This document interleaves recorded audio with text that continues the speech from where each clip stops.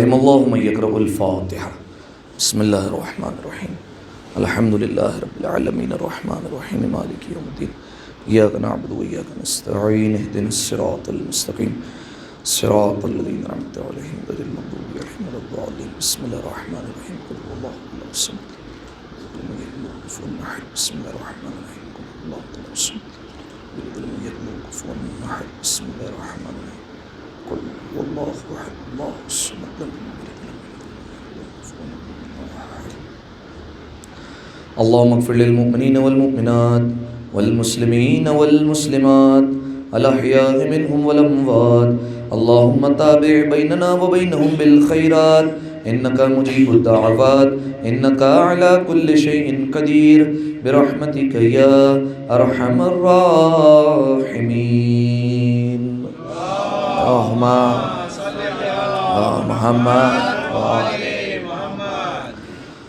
اعوذ باللہ من الشیطان اللعین الرجیم بسم اللہ الرحمن الرحیم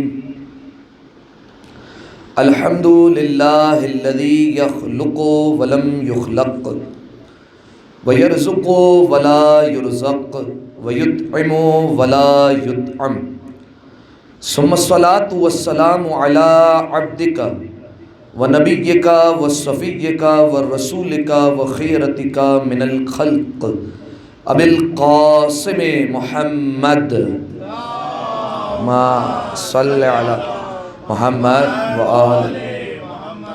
وعلى أهل بيته الطيبين الطاهرين المعصومين المظلومين سيما ابن عمه علي عليه السلام وهو النبأ العظيم والصراط المستقيم والقرآن الكريم وهو الصديق الأكبر والفاروق الأعظم وحبل الله المتين وإمام المسلمين ووصي رسول رب العالمين واللعنة الدائمة على أعدائهم أجمعين أما بعد فقد قال رسول الله صلى الله عليه وآله وسلم یخرج فی آخر الزمان رجل من ولدی اسمہ کاسمی کنیتہ ککنیتی یملأ الارض قسطا وعدلا کما ملئت جورا صلوات علی محمد و آل محمد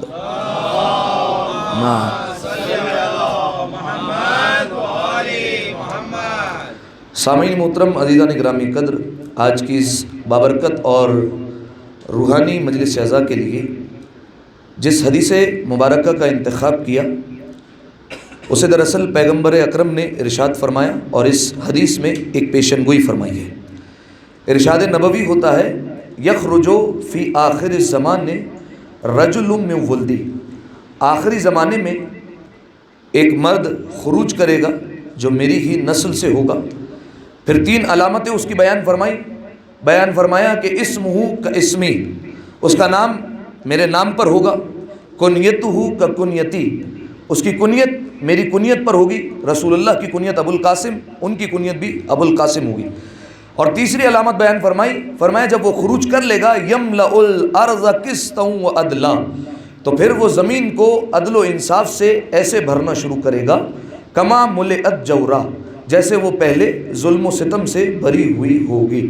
سامعین محترم دیکھیے، پیغمبر اکرم نے پیشن گوئی فرمائی ہے، اور پیغمبر اکرم کی پیشن گوئی کبھی بھی غلط نہیں ہو سکتی، کیونکہ آپ اس واقعے کو جانتے ہیں کہ جب جناب موسیٰ علیہ السلام اس دنیا میں نہیں آئے تھے تو فرعون کے سامنے کچھ جادوگروں نے، کچھ کاہنوں نے پیشن گوئی کی تھی، اور فرعون سے کہا تھا فرعون بس اب تخت کو سمیٹنے کی تو تیاری کر لے، کیونکہ ایک بچہ جب اس دنیا میں آئے گا تو وہ آتے ہی تیرے تخت کو الٹ دے گا اور تیری حکومت کو ختم کر دے گا۔ حالانکہ سامنے کون تھے؟ کاہن تھے، جادوگر تھے، لیکن فرعون نے ان کی بات پہ یقین کر لیا کہ ایک آئے گا جو آ کر میرے تختے کو الٹنے والا ہے۔ نہ جانے فرعون جیسا جو ہے وہ جادوگروں کی بات مان لیتا ہے، نہ جانے کیسے مسلمان ہیں جو اپنے رسول اللہ کی پیشن گوئی کو ہی نہیں مانتے۔ حالانکہ جب جادوگروں کی باتیں سچ ہو سکتی ہیں، اور حالانکہ ان کی باتوں میں سچ اور جھوٹ کا گمان ہے کہ ان کی خبر سچ بھی ہو سکتی ہے جھوٹ بھی ہو سکتی ہے، لیکن رسول اللہ کی بات میں ایسا نہیں ہے۔ رسول اللہ کی بات تو ہمیشہ 100% سچ ہی پر مبنی ہوگی۔ لہذا سامعین محترم، جب رسول اللہ نے پیشن گوئی کی ہے تو پھر کچھ ذمہ داری ہماری بنتی ہے تیاری کے حوالے سے کہ ہم اس دور غیبت میں کچھ تیاری کریں۔ سامعین محترم، دیکھیے اس غیبت کے دور میں کئی ذمہ داریاں ہو سکتی ہیں اور کئی جو ہے وہ فرائض ہر انسان کے الگ الگ ہو سکتے ہیں. اگر میں یہاں سے باری باری پوچھنا شروع کروں تو ہر ایک کوئی نہ کوئی جو ہے وہ ذمہ داری بتائے گا کہ بالفرض ہماری زمانے کے امام کے دور میں یہ ذمہ داری ہے. کوئی کچھ بتائے گا, کوئی کچھ بتائے گا. لیکن سامعین محترم, جب ذمہ داریاں ختم ہو جائے گی, سب بیان کر لیں گے, تو آپ دیکھیں گے کچھ ذمہ داریاں ایسی ہوں گی جو صرف مردوں کے لیے ہوں گی, عورتوں کے لیے نہیں ہوں گی. کچھ ذمہ داریاں ایسی ہوں گی جو بڑوں کے لیے ہوں گی لیکن جو ہے وہ چھوٹوں کے لیے نہیں ہوگی. کچھ ذمہ داریاں ایسی ہوں گی جو چھوٹے بچوں کے لیے ہو سکتی ہے لیکن بڑوں کے لیے نہیں ہوگی. لہذا سامعین محترم, ذمہ داریوں میں فرق ہو سکتا ہے, لیکن میں آپ کے سامنے ایسی ذمہ داریاں بیان کرنے لگا ہوں کہ جو ہر طبقے پر جو ہے وہ لازمی ہے. امیروں پر بھی لازم ہے کہ ان جو ہے وہ ذمہ داریوں کو ادا کریں, غریبوں پر بھی لازم ہے, چھوٹے بچوں پر بھی, بڑوں پر بھی, اسی طریقے سے مردوں پر بھی, خواتین پر, ہر ایک طبقے پر لازم ہے کہ وہ ان ذمہ داریوں کو پورا کرے. اور ان ذمہ داریوں کو بیان کس نے کیا؟ شیخ عباس قمی علیہ الرحمہ نے. 8 ذمہ داریوں کو بیان کرنے کے بعد شیخ عباس قمی کہتے ہیں کہ اگر کوئی ان 8 میں سے کسی ایک کی بھی کوتاہی کرتا ہے, ایسا نہیں کہ 8 میں سے جو ہے وہ 1-2 اگر جو ہے وہ انسان چھوڑ دے تو چل جائے گا, نہیں, فرمایا 8 میں سے اگر ایک کی بھی کوتاہی کرتا ہے تو فرمایا وہ پھر امام کا حقیقی منتظر نہیں ہے. یہ نہیں کہہ سکتا کہ میں امام زمانہ کا واقعی انتظار کر رہا ہوں, وہ یہ دعویٰ نہیں کر سکتا جو 8 میں سے ایک ذمہ داری کو بھی چھوڑ دے. اب شاید آپ کے اذہان عالیہ میں یہ بات محفوظ ہو کہ ان 8 ذمہ داریوں کو میں نے جاننے سے پہلے شروع کیا تھا اور کچھ ذمہ داریاں بیان بھی کی تھی. لیکن کتنی بیان کی تھی میں نے؟ 1 2 3 اور بھائی 8 تک عدد گن لیں, شاید ایک تو آ ہی جائے گا, اتنی تو بیان کی ہوں گی میں نے. سامعین محترم, لہذا آج جو ہے وہ فقط اور فقط ان 2 ذمہ داریوں کا, 2 ذمہ داریاں بیان فرمائی تھی, ان 2 ذمہ داریوں کو فقط اور فقط آپ کے سامنے تکرار کر رہا ہوں اور آپ سے اجازت لوں گا, کیونکہ اس وقت میں جو ہے وہ کچھ لوگ اپنے جو ہے وہ ملک جو ہے وہ جا رہے تھے, کچھ لوگ ہو سکتے ہیں نہ ہو, لہذا جو ہے وہ ان ذمہ داریوں کو دوبارہ تکرار کر رہا ہوں اور آپ کے سامنے بیان کر رہا ہوں. لیکن پہلے سن لیے شیخ عباس قمی علیہ الرحمہ ہے کون. قرآن کے بعد اگر پوچھا جائے کہ بھائی شیعوں کے گھر میں کون سی کتاب ہوتی ہے تو 2 کتابوں کا یا 3 کتابوں کا نام آتا ہے. ایک نہج البلاغہ کا نام آتا ہے, ایک صحیفہ سجادیہ کا نام آتا ہے, اور ایک مفاتیح الجنان کا نام آتا ہے. ان 3 کتابوں کے علاوہ شاید ہی کسی کتاب کا نام آتا ہو. مفاتیح الجنان کے مؤلف کا نام ہے شیخ عباس قمی, جنہوں نے ائمہ علیہ السلام کی ساری دعاؤں کو ایک جگہ جمع کر کے شیعہ قوم کو دے دیا. ٹھیک ہے, یہ ہے شیخ عباس قمی علیہ الرحمہ. اور ان کی کرامت یہ ہے, یہ بیان کر چکا ہوں میں آپ کے سامنے.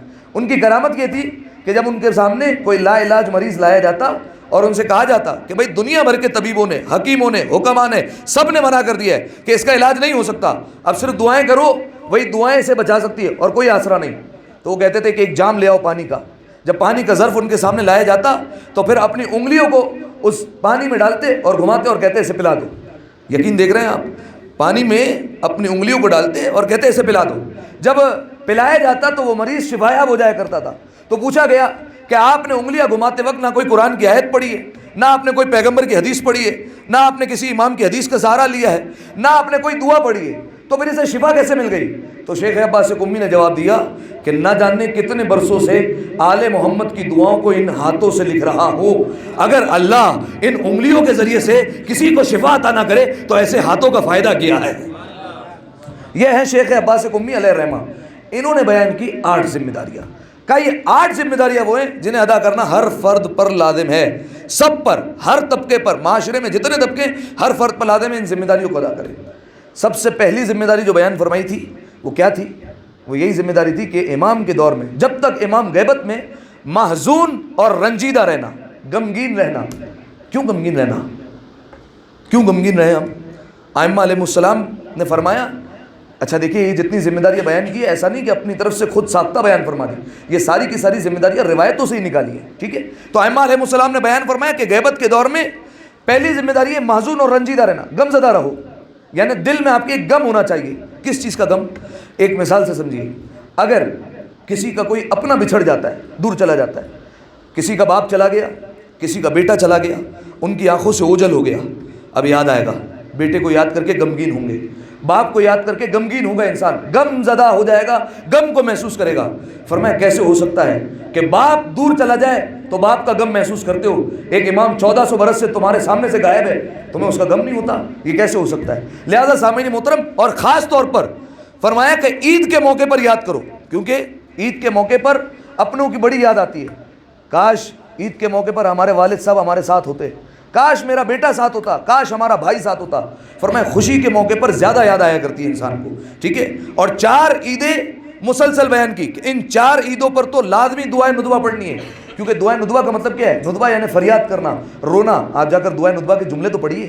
کیا جملے؟ عزیز علیہ ان ارى الخلق ولا ترى, مولا مجھ پر کتنا گراں گزرتا ہے, کتنا سخت ہے میرے لیے کہ میں ساری مخلوق کو دیکھتا ہوں, ہر چیز کو دیکھ سکتا ہوں. نہیں دیکھ سکتا تو ایک چیز کو نہیں دیکھ سکتا, وہ تو ہے. اگر میں باتوں کو سن سکتا ہوں, سب کی باتوں کو سن سکتا ہوں, لیکن صرف ایک چیز نہیں سن سکتا, وہ کیا ہے؟ تیری آواز نہیں سن سکتا, تیری سرگوشی نہیں سن سکتا, صرف اس سے محروم ہے. ہر ایک مجھے نصیحت کر سکتا ہے لیکن تو مجھ سے کلام نہیں کر سکتا. یہ جو ہے وہ دعائے ندوہ کے جملے ہیں. این الحسن والحسین, کہاں ہے حسن کا جلوہ, کہاں ہے حسین کا سراپا, کہاں ہے وہ جو خدا کے دوستوں کو عزت دینے والا ہے؟ این معز الاولیاء این مذل الاعداء, کہاں ہے وہ جو خدا کے دشمنوں کو ذلیل کر دیتا ہے, وہ کہاں گیا؟ لہٰذا سامعین محترم, یہ دعائے ندوہ کے جملے ہیں, اور اس دعائے ندوہ کی تاکید کی گئی 4 موقع پر, 4 عیدوں پر. وہ کون کون سی عید ہے؟ عید الفطر, عید اضحیٰ, عید غدیر, اور ایک اور عید ہے جمعہ. جمعہ بھی عید ہے, ٹھیک ہے, جمعہ بھی عید ہے, ٹھیک ہے. اسے عید میں جو ہے وہ شمار کیا گیا ہے. اور جمعہ دیکھیے, جمعے کو جمعہ کیوں کہا گیا ہے؟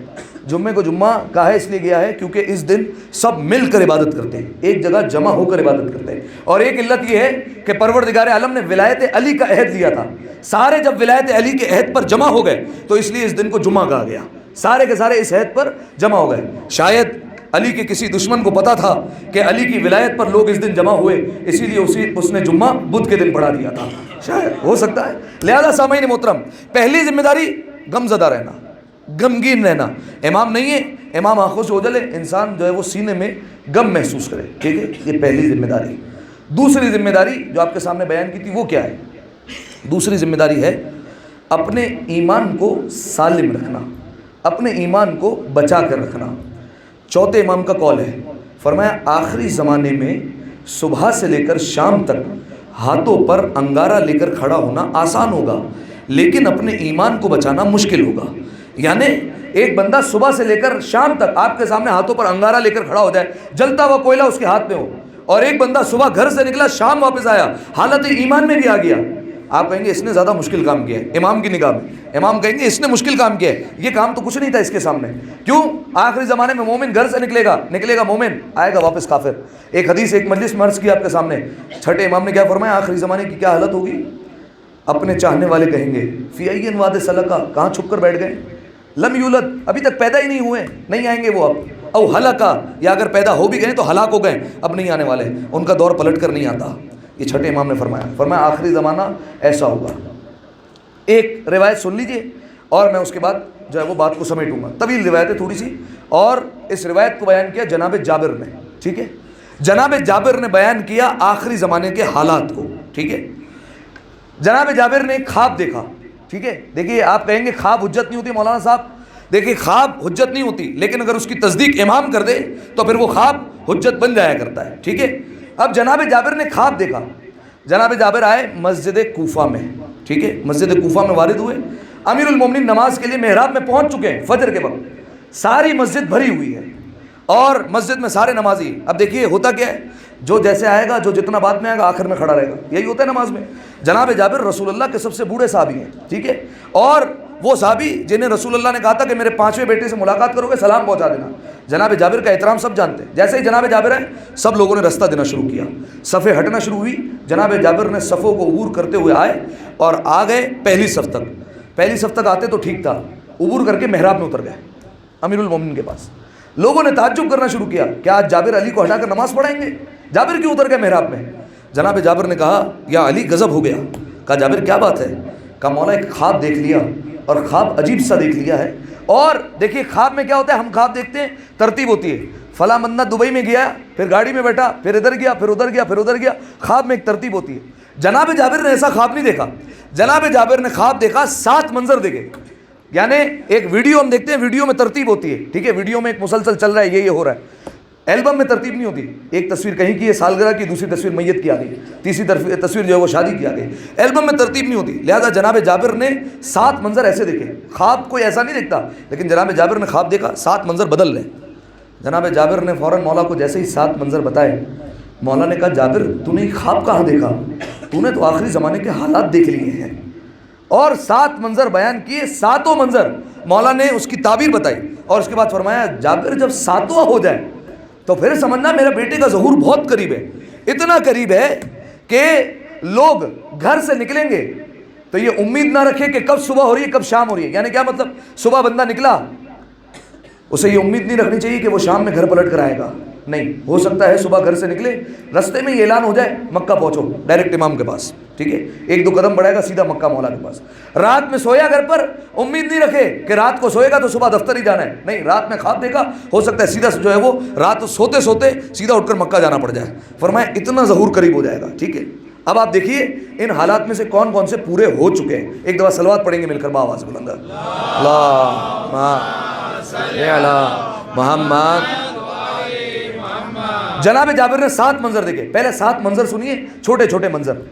جناب جابر نے کہا مولا میں نے خواب میں دیکھا سب سے پہلا منظر، آسمان سے زمین تک ایک سفید رنگ کا کپڑا لٹک رہا ہے. ٹھیک ہے، اس کے برابر میں ایک منادی کھڑا ہوا ہے، ندا دے رہا ہے، اعلان کر رہا ہے آؤ لوگوں یہ کپڑا مفت ہے، جسے جتنا کاٹنا ہے آ کر لے کر جاؤ. لوگ آ رہے ہیں، ساتھ میں کینچی اوزار لے کر آ رہے ہیں، اپنی مرضی سے چھوٹا چھوٹا ٹکڑا لے کر جا رہے ہیں. کہا حالانکہ اعلان ہوا ہے جسے جتنا چاہیے لے کر جائے.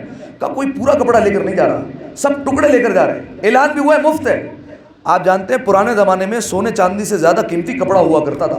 ٹھیک ہے، اگر آپ نے روایت پڑھی ہو جس میں جو ہے وہ خرید و فروخت کے معاملات ہوتے ہیں، اس میں لوگ کیا کہتے تھے، میں تم سے فلاں چیز خریدتا ہوں، 200 سونے کے سکے، 200 چاندی کے جو ہے وہ سکے، اور ساتھ میں 200 گز کپڑا. یہ جو ہے وہ پہلے قیمت کے طور پر استعمال ہوتا تھا اور سونے چاندی سے زیادہ قیمتی ہوتا تھا.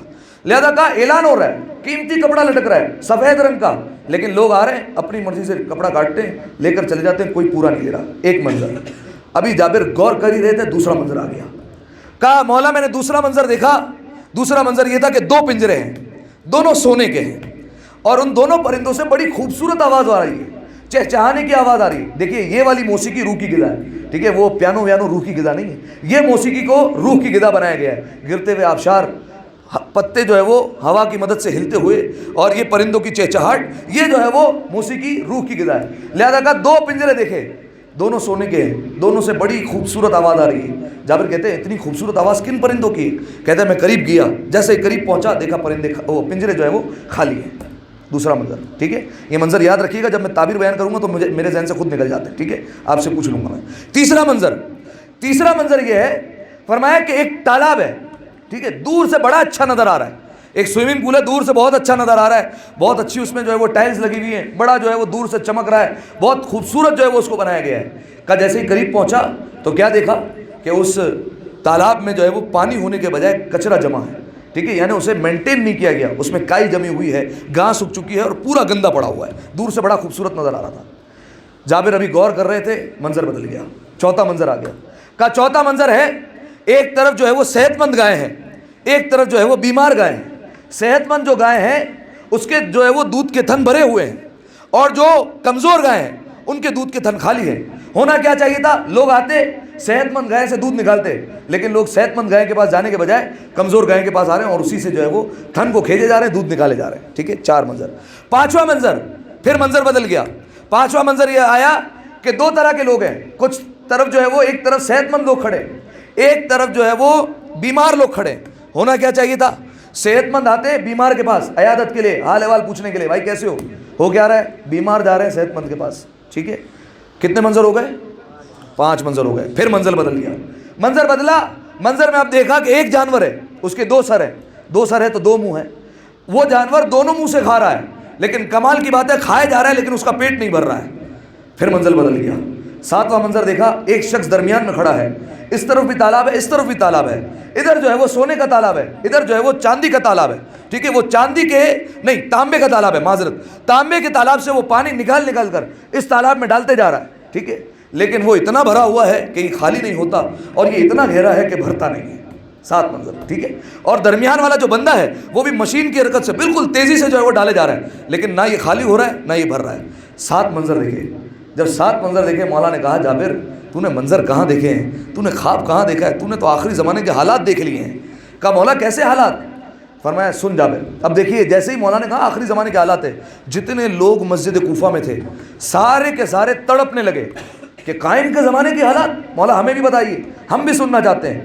پہلے امام کے دور کے لوگ تھے جو 12ویں امام کے لیے تڑپتے تھے، 12ویں امام کے دور کے لوگ ہیں جو امام کو یاد نہیں کرتے، ٹھیک ہے۔ اب دیکھیے امام نے فرمایا جابر جو تو نے پہلا منظر دیکھا، آسمان سے کپڑا لٹک رہا ہے، فرمایا جابر وہ کپڑا نہیں، وہ آخری زمانے کا دین ہوگا، اسلام ہوگا، ٹھیک ہے۔ فرمایا جو ساتھ میں اعلان کر رہا ہے جسے چاہیے آ جاؤ لے کر جاؤ، فرمایا یعنی اسلام میں آنے کی کوئی فیس نہیں ہے، کوئی چارجز نہیں ہے کہ اسلام میں جو آنا چاہتا ہے اتنا پیسہ بھرے گا پھر اسلام میں داخل ہوگا، نہیں، مفت ہے، جسے آنا ہے اسلام میں داخل ہو جائے۔ فرمایا لیکن آنے والے اپنے ساتھ اوزار لا رہے ہیں، کینچی لا رہے ہیں، اپنی مرضی کا کاٹ کے لے کر جا رہے ہیں۔ فرمایا آخری زمانے میں کوئی بھی پورا اسلام نہیں لے گا، اپنی مرضی کا دین لے گا، ٹھیک ہے، اپنی فیور کا دین، ٹھیک ہے۔ اب کئی مثالیں دے سکتا ہوں اور کئی مثالیں بن بھی سکتی ہیں، ایک دو سن لیجیے۔ جیسے ایک مثال، اسلام کا ہی قانون ہے کہ اگر بالفرض باپ مر گیا تو بیٹے کو میراث ملے گی، ٹھیک ہے، اسلام کا قانون ہے۔ میراث ملی، بیٹا بڑا خوش ہوا، یہ ہے مذہب، یہ ہے اسلام، میراث کا قانون بنایا، پیسے ملے، والد گئے، اسلام نے ہمارے بارے میں سوچا، اسی میراث کے پیسے کو اس نے کاروبار میں لگا دیا، کاروبار میں لگایا، منافع ہو گیا، منافع ملا، اسلام دروازے پر آ گیا، کہا خمس دو، اب اسلام برا ہے، ابھی پیسے کمائے ہم نے، اسلام آ گیا مانگنے۔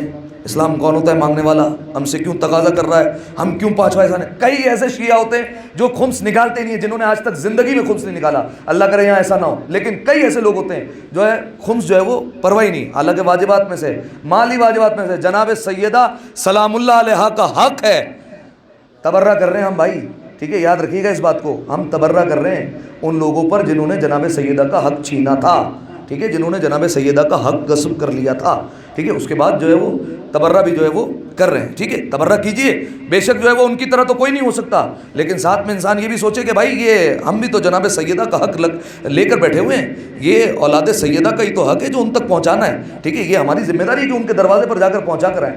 لہذا جناب سبط جعفر کا مشہور شعر بھی ہے نا، اس میں کہ کیا شعر تھا، خمس دینا مودت کی ایک شرط ہے اور نہ دینا بھی مثل فدق ہے گناہ، حق کے سادات کے مخروج سے جب تبرہ سنا ہنسی آ گئی، ٹھیک ہے۔ لہذا سامعین محترم یہ خمس ایک مالی واجبات میں سے، تو اب میراث جب آیا، کیا اسلام ہے، کیا دین ہے، سبحان اللہ، اسلام نے ہمارے بارے میں سوچا، بیٹے کو لاوارث نہیں چھوڑا، میراث فوراً پہنچائی، جیسے ہی میراث کو کاروبار میں لگا دیا، منافع ہو گیا، اسلام پھر آ گیا، خمس پانچواں حصہ ہماری برکت سے تو تمہیں فائدہ ہوا تھا، نہیں بھائی آپ کون ہیں، ٹھیک ہے، اب جو ہے وہ نہیں پہچانیں گے، ٹھیک ہے بھائی۔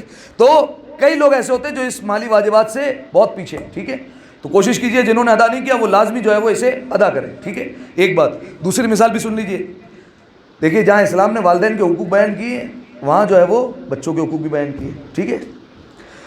اور جب جس مجلس میں مولانا صاحب نے والدین کے حقوق بتائے، باپ نے بچے کو جگڑ کر بولا، وہ دیکھو مولانا کیا کہہ رہے ہیں، سنو، دیکھو ان کی بات غور سے سنو، دیکھو وہ حقوق بیان کر رہے ہیں، ٹھیک ہے۔ دو مجلسیں مولانا نے بدل دی اور مولانا نے پڑھنا شروع کر دیا اولاد کے حقوق کہ والدین کی ذمہ داری ہے۔ اب والدین باہر کھڑے ہو کے کرنے لگے، خبردار ان کی مجلس میں نہیں جانا، گمراہ کرتے ہی مولانا صاحب، یہ صحیح نہیں بتاتے آپ کو، ٹھیک ہے۔ تو جہاں مطلب کا ملا وہاں لے لیا، جہاں مطلب کا نہیں ملا وہاں چھوڑ دیا، ٹھیک ہے۔ یہی مثال کئی حقوق میں ہو سکتی ہے، شوہر کے حقوق بیان کیے تو جو ہے وہ سب اپنی بیویوں کو لے کر آ گئے، آ جاؤ بھائی حقوق بیان ہو رہے ہیں یہاں پر، جس دن مولانا صاحب نے بیوی کے حقوق چھڑے، خبردار مولانا صاحب کی بات پر عمل نہیں کرنا، ٹھیک ہے۔ تو یہ جو ہے وہ ہمارا طریقہ ہے۔ مولا نے فرمایا آخری زمانے کا اسلام ہوگا، آسمان سے لے کر زمین تک کپڑا لٹ کر ہے، ہر ایک کو اعلان کیا جا رہا ہے آؤ مفت ہے، اسلام میں داخل ہو جاؤ، لیکن کوئی مکمل طور پر داخل نہیں ہوگا، اپنی اپنی مرضی سے آئے گا، چھوٹا چھوٹا دین کا حصہ لے کر چلا جائے گا۔ ایک دفعہ صلوات پڑھیں مل کر بآواز بلند، اللہم صلی علی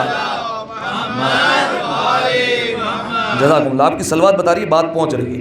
یہ پہلا منظر مولا نے بتا دیا، ٹھیک ہے، کہ آسمان سے کپڑا لٹک رہا ہے۔ کہا جابر دوسرا منظر، کہا دو پنجرے تم نے دیکھے، دونوں پنجرے سونے کے، خوبصورت آواز آ رہی ہے۔ فرمایا لیکن جیسے ہی تم قریب پہنچے تو ان پنجروں میں کوئی نہیں تھا۔ فرمایا جابر یہ آخری زمانے کی وفا اور امانت ہے، ٹھیک ہے۔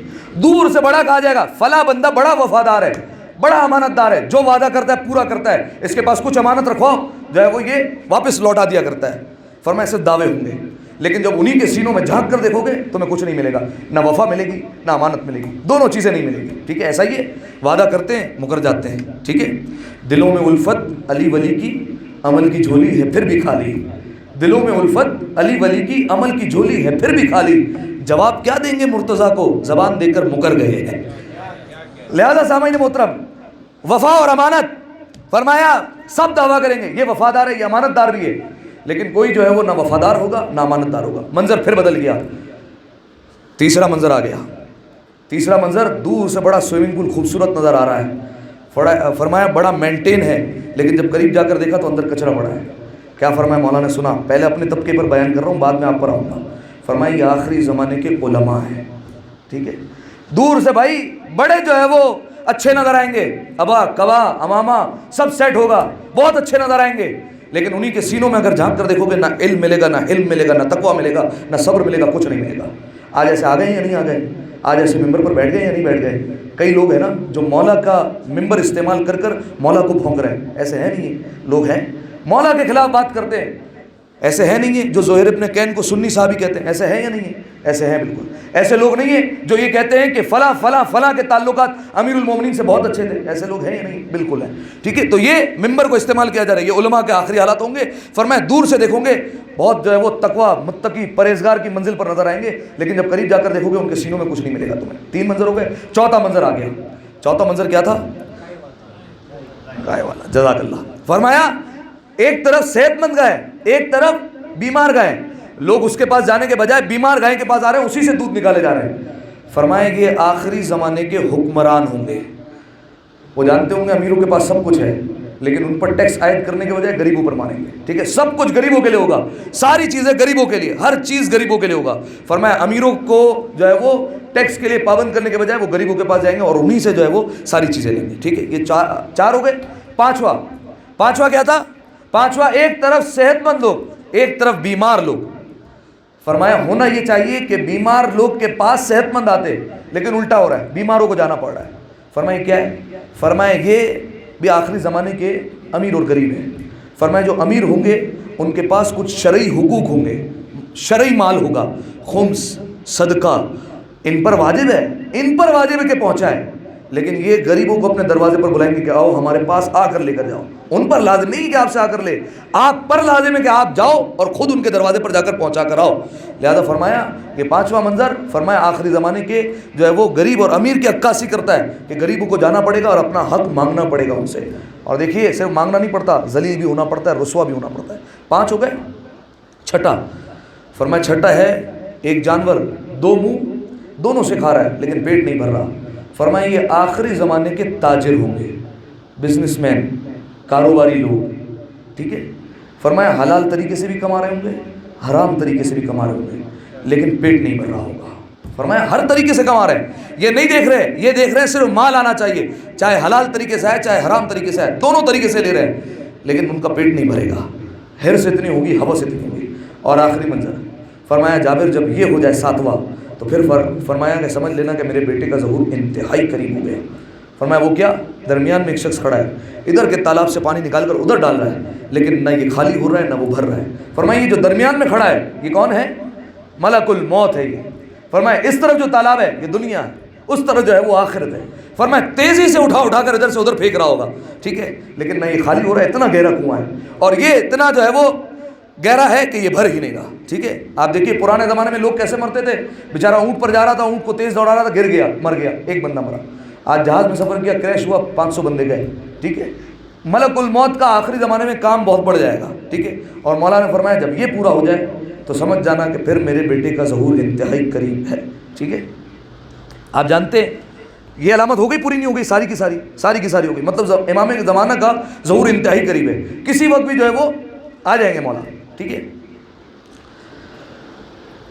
سامعین محترم، ہمارے علماء نے بھی بہت زیادہ تاکید کی۔ آپ جانتے ہیں آیت اللہ خوئی کا لقب کیا ہے؟ شمس العلماء، یہ ان کا لقب ہے، علماء کا سورج، یہ آیت اللہ خوئی کا لقب ہے، ٹھیک ہے؟ اور یہ دعویٰ کیا لوگوں نے کہ متاخرین میں یعنی جو بعد میں آنے والے علماء ہیں، علامہ ہلی کے بعد سے، فرمایا آیت اللہ خوئی جیسا اب تک کوئی نہیں آیا، ٹھیک ہے؟ جیسے آیت اللہ خوئی تھے، فرمایا ان جیسا اب تک کوئی آیا نہیں ہے، شمس العلماء کا، علماء کا سورج۔ آپ جانتے ہیں آیت اللہ خوئی جب چھوٹے تھے، یعنی اتنے چھوٹے تھے کہ جوان تھے اور ابھی مدرسے میں آئے تھے، ان کے استاد کا نام تھا آغا نائینی، ٹھیک ہے؟ انہوں نے جو ہے وہ خواب دیکھا تھا آغا نائینی نے، اور زمانے کے امام جو ہے وہ ان کے خواب میں آئے تھے اور فرمایا تھا کہ ایک شخص، ایک نوجوان ان قریب تمہارے مدرسے میں آنے والا ہے، تم اسے پڑھاؤ گے، وہ تمہارے سائے میں تعلیم حاصل کرے گا، دیکھنا جب وہ مرجع بن جائے گا، سے مجتہد نہیں، مجتہد کے بعد کا لیول ہے مرجع، یعنی ساری عوام انہی کی تقلید کرے گی۔ فرمایا سمجھ جانا کہ میرا ظہور بہت قریب ہے۔ ٹھیک ہے، یہ آیت اللہ خوئی کے متعلق فرمایا تھا۔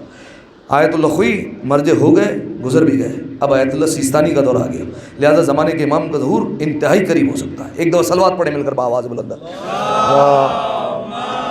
صلی علی محمد۔ کوشش کروں گا ان جمعرات کی مجالس میں جو ہے وہ زمانے کے امام کو جس حد تک جو ہے وہ ہو سکا مجھ سے کوشش کروں گا کہ اسی ٹاپک کو جو ہے وہ کنٹینیو آپ کے سامنے کروں انشاءاللہ۔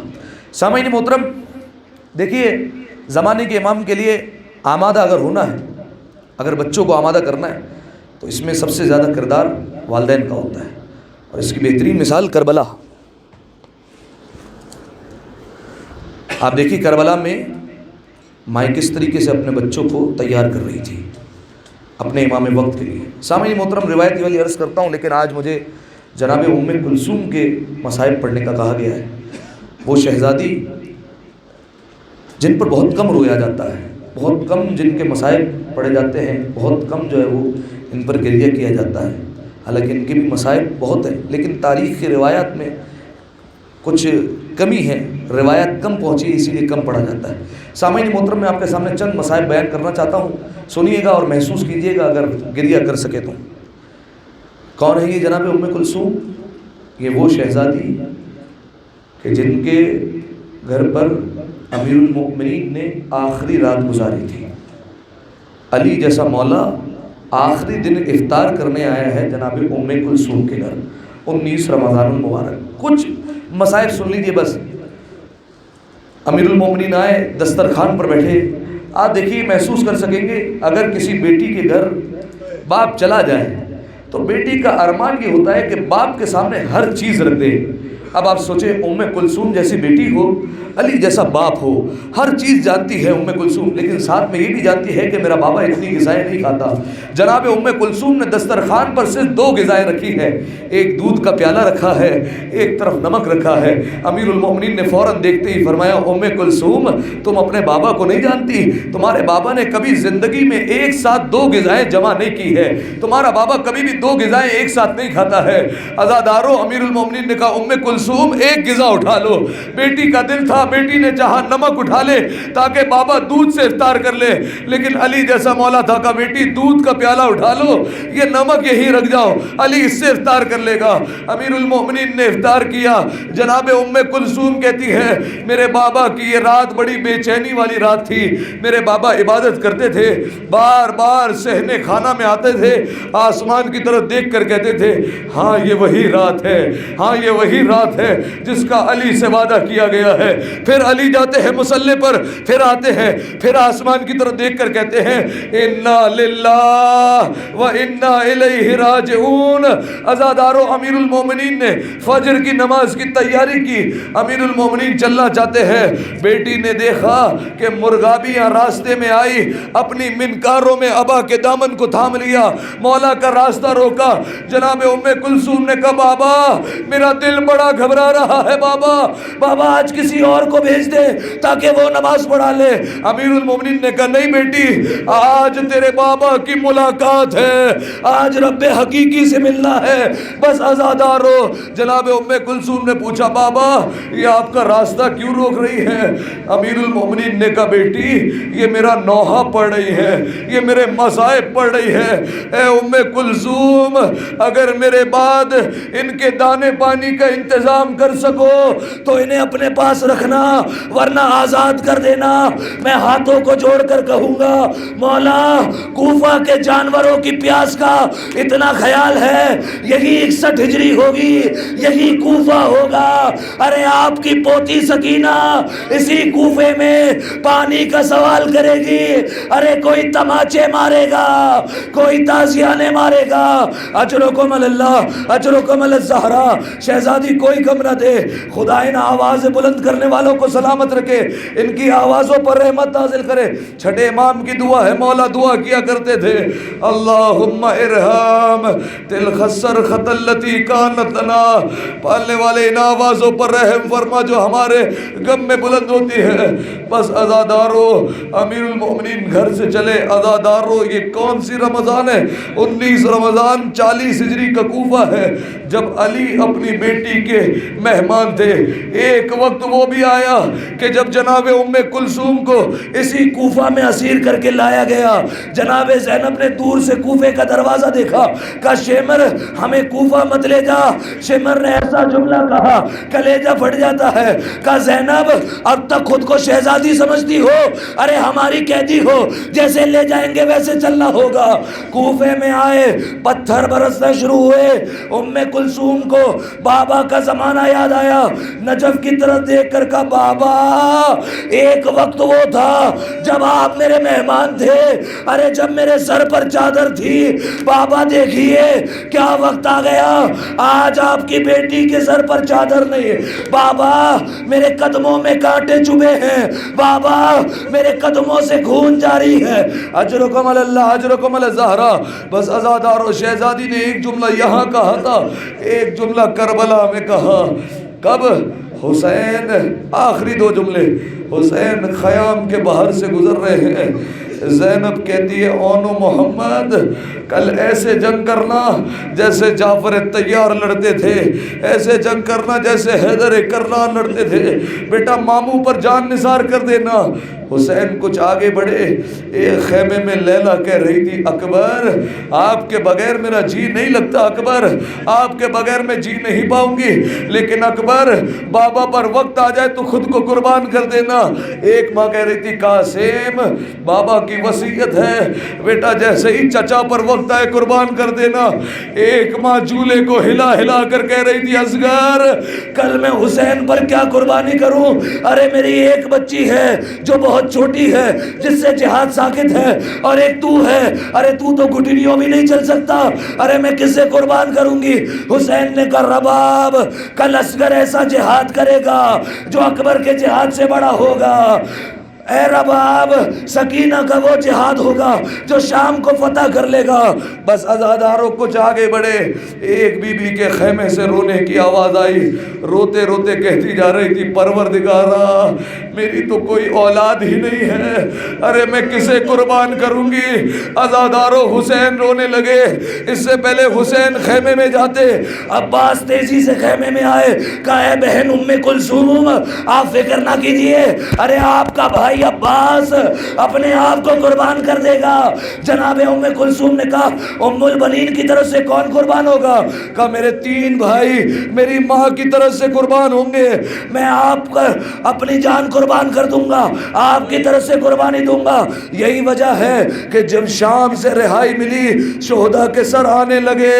حسین کا سر زینب نے لیا, اصغر کا سر رباب نے لیا, قاسم کا سر فروا نے لیا. ایک سر ایسا تھا جس کو نیزے سے نہیں اتارا, تھیلے سے نکالا گیا. عزادارو یہ سر کس کا تھا؟ عباس کا سر تھا.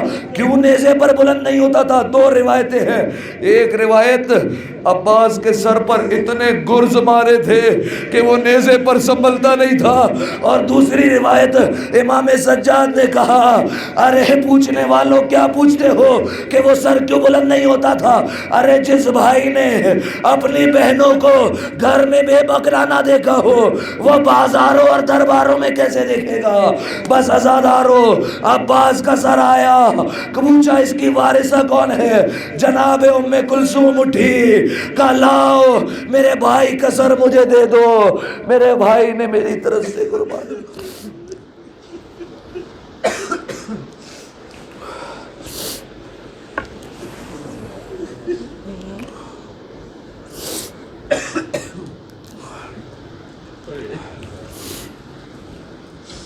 الا لعنۃ اللہ علی القوم الظالمین سیعلم الذین ظلموا ای منقلب ینقلبون. دعائے پروردگار عالم سے پروردگار ہماری اس عبادت کو اپنی بارگاہ میں قبول فرما, تمام گناہ صغیرہ اور کبیرہ کو معاف فرما, پالنے والے جو مومنین پریشان ہیں ان تمام کی پریشانیوں کو دور فرما۔ پالنے والے جتنے افراد بیمار ہیں، جتنے مومنین بیمار ہیں، بحق کے سید سجاد ان کو شفاء کاملہ و عاجلہ عنایت فرما۔ پالنے والے جتنے حاضرین یہاں پر موجود ہیں ان تمام کی حاجات کو اپنی بارگاہ میں قبول فرما۔ پالنے والے جنت البقیع کے تعمیر کے اسباب جلد از جلد مہیا فرما۔